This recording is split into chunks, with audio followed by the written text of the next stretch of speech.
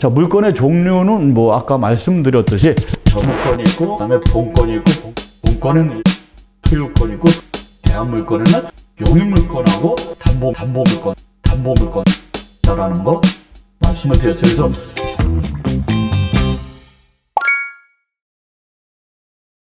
자, 이번 시간에는 이제 물건과 채권과 물건, 그 다음에 물건의 종류에 대해서 이제 알아보기로 하겠습니다.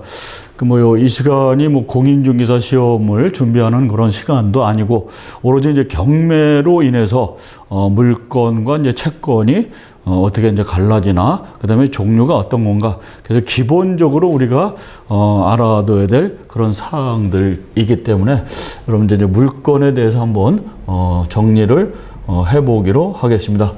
이 물건을 지배하는 권리입니다. 물건이라는 것은. 그래서 이 물건과 이제 채권이 있습니다. 채권이 있죠. 그 채권은 사람과 사람 간의 관계예요. 그래서 이제 대인권 이렇게 하고, 요거는 이제 사람과 또 물건에 대해서 이제 관계이기 때문에 사실 대물건이라 이렇게 이제 칭하죠. 대물건. 그래서 이 물건이라는 것은 민법에서 이제 185조에 나와 있죠. 밀번이 185조가 나오는데, 요게 이제 물건의 이제 어떤 종류에 대해서 이렇게 좀 표기가 되어 있습니다. 그래서 첫 번째로 이제 점유권이 있고요. 그 다음에 점유권에서 이제 본권이라 있죠. 본권. 그래서 이 점유권이라는 것은 사실상 물건을 지배하고 있는 권리 아닙니까? 지배하고 있는 권리다. 있는 권리.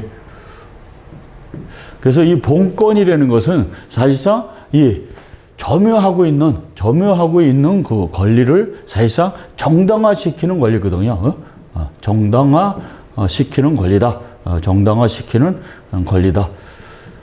그래서 이 본권에는 우리가 잘 아시는 바대로 이제 소유권이 있고, 소유권에는 또 소유권을 제한하는 제한물건이 있습니다. 제한물건이 있어요. 그래서 제한물건에는 또 용익물건이 있고, 그 다음에 뭐가 있습니까? 요게 담보물건이죠. 담보물건. 담보물건은 또 처분물건이라고도 얘기를 하죠. 그래서 이 소유권이라는 건 여러분들 이렇게 다 아시다시피 어떤 거 A라는 물건에 어떤 물건 변동으로 인해서 A에서 B로 소유권이 이제 이전하는 건 여러분들 다 아시죠. 그래서 소유권을 또 제한하는 제한물건에는 이렇게 용익물건과 담보물건이 있다라는 거 이미 익히 아실 겁니다. 그래서 용익물건에는 지상권과 그 다음에 지역권과 그 다음에 경매에서 제일 많이 나오는 것이 이제 전세권이죠. 전세권.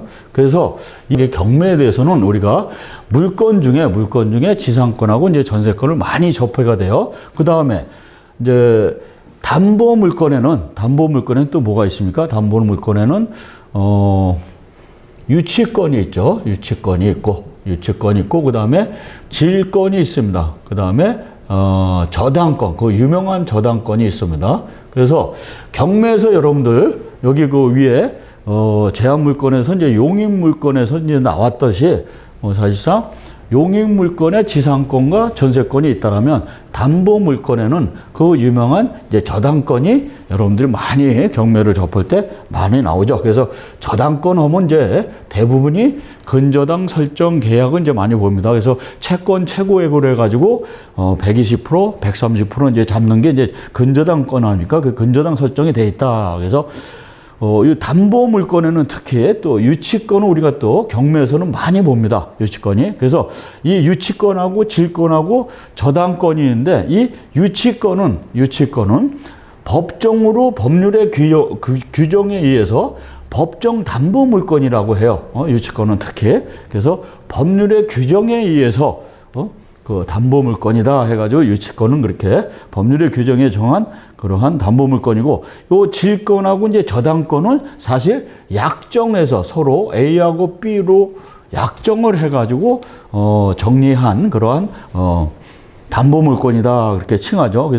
그래서 이와 같이 그 소유권을 제한하는 제한물권에는 용익물권과 이 담보물권. 그래서 용익물권은 세 가지가 있고, 담보물권도 역시 세 가지가 있습니다. 그래서 여기 세 가지와 그 다음에 소유권이 있고, 그 다음에 사실상 지배하고 있는 권리인 점유권. 이렇게 해서 전체 물권 중에는 우리가 8가지의 권리, 물권이 있다라는 거 여러분들 익히 아시고, 그 다음에 이제 채권 같은 경우는 이제 채권은 대인권으로 해서 사람과 특정인의 A되는 사람과 갑이 되든 그 다음에 또 사람 간의 관계예요. 특정인의 그럼 B라면은 갑을 했든 을을 했든, 그래서 A되는 사람으로 인해서 B하고의 관계에서 A하고 B하고 해서 어떤 돈거래가 5천만 원이 있다 하면은 요게 이제 채권 관계로 형성이 되지 않습니까? 그래서 사실상 이렇게 A는 B한테 5천만 원을 달라고 할 수 있는 그러한 권리가 있는 거죠. 그리고 B는 A한테 주는 그러한 권리가 또 있는 거고요. 그래서 채권하고 채무 관계가 있는 사항이다 해서 이제 채권이라고 그래요. 채권. 그래서 여러분들 그 경매에서 물건하고 하면은 상당히 좀 많이 나오는 것이 전세권, 용익물권에서의 전세권. 그 다음에 지상권이 이제 많이 나오죠. 지상권.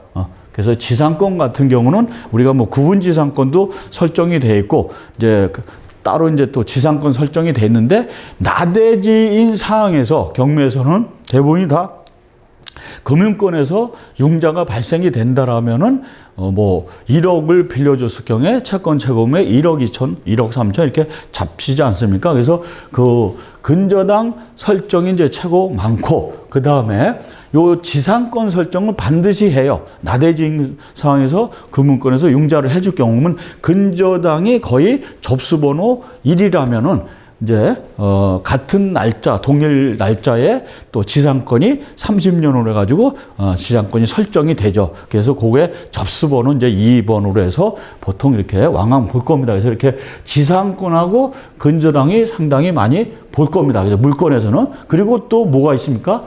우리가 이 시간에 경매 시간이기 때문에 우리가 이 담보물권에서 유치권하고 저당권이 많이 나온다는 거 여러분들 익히 아십시오. 그래서 우리가 이제 대표적으로 물권이라는 것은 사실상 이 물권이죠. 이 물권을 사실상 지배하는 권리거든요. 지배하는 권리인데. 물권은 이제 사실상 지배하는 거죠. 우리가 민법에서 우리가 익히 아시다시피 98조 보면은 우리가 유채물이라고 하죠.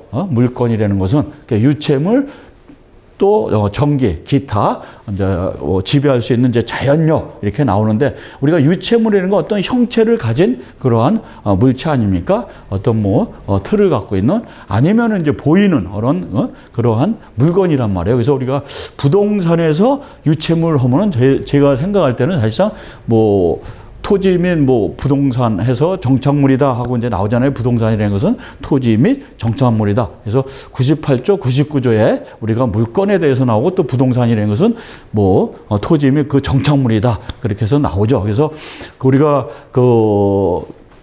부동산이라는 것은 이제 부동산 위에 또 동산이라고 또 칭하고 그러는데, 우리가 이제 그 민법 98조나 99조에 이제 보게 되면은 그 물건에 대해서 이렇게 설명이 되고 있습니다. 그래서 이와 같이 우리가 물건을 경매에서 우리가 배웠을 때 이 점유권도 우리가 유치권하고 상당히 밀접한 관계가 있지 않습니까? 그래서 유치권이라는 건 사실상 공사 채권에 대해서 사실상 그 변제기가 도래됐음에도 불구하고 공사 채권을 안 줄 경우 점유할 수 있는 그러한 관계잖아요. 그래서 점유권은 사실상 이 유치권하고도 많이 밀접한 관계가 있죠. 그래서 점유를 상실하게 되면은 유치권도 사실상 사실상 상실이 된다라는 거 익히 아시고 있을 줄 믿습니다. 그래서 이와 같이 큰 틀에서 우리가 공인중개사 시험 보는 거 아니라 그랬어요. 그래서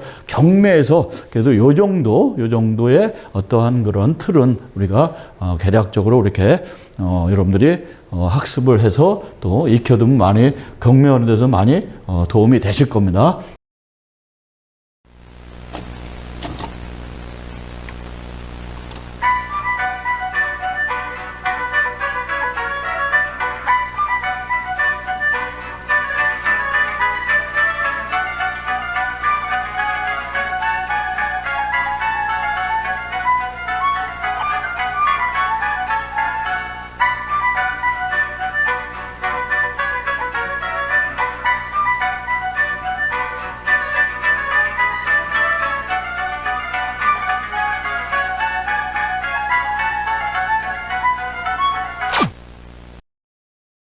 자, 물건 같은 경우는 특정한 물건이에요. 재산권인데, 물건이라는 것은, 이렇게 이제 말씀을 드렸잖아요. 그래서 민법에 이제 185조에 보면 물건의, 어떤 거, 종류도 나오고 물건이라는 게 이제 나오는데, 자, 물건은 이제, 특정한 물건이죠. 물건을 지배할 수 있는 권리가 이제 물건이라고 그랬으니까, 그래서 직접 배타적으로 지배해서 이익을 향수하는 것을 내용으로 하는 권리다.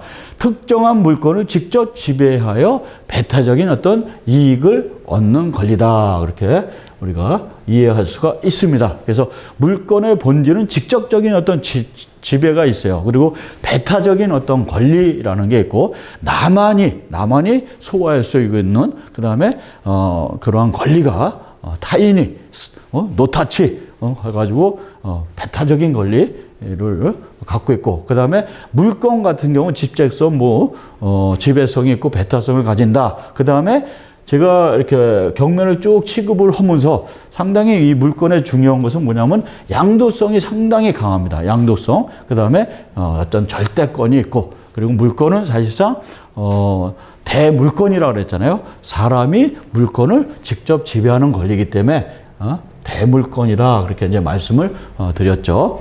그래서 이렇게 개략적으로 한번 훑어보겠고요. 자, 물건의 종류는 아까 말씀드렸듯이 저물건이 있고, 그 다음에 본건이 있고, 본건에는 이제 소유권이 있고, 소유권을 또 제한하는 제한물건에는 용인물건하고 담보물건, 처분물건이 있다라는 거 말씀을 드렸어요. 그래서 경매에서 사실 물건을 이제 배우는 것은 물건 상호간에 먼저 성립한 물건이 후에 성립한 물건보다 우선하는 효력을 가지고 있다. 그 다음에 물건하고 채권하고 어떤 병합이 되게 되면은 항상 물건 우선주의를 해가지고 물건이 앞선되는 거. 그러니까 이와 같이 물건의 효력에 아니면 채권의 효력에서 정말로 우리가 경매에서 중요한 것은 물론 저당권이다, 기타 유치권이다 그런 것도 다 중요하지만은 배당에서도 사실상 이렇게 보면은 항상 그 근저당권하고 그 다음에 채권인 대표적인 주자가 뭐예요? 권리가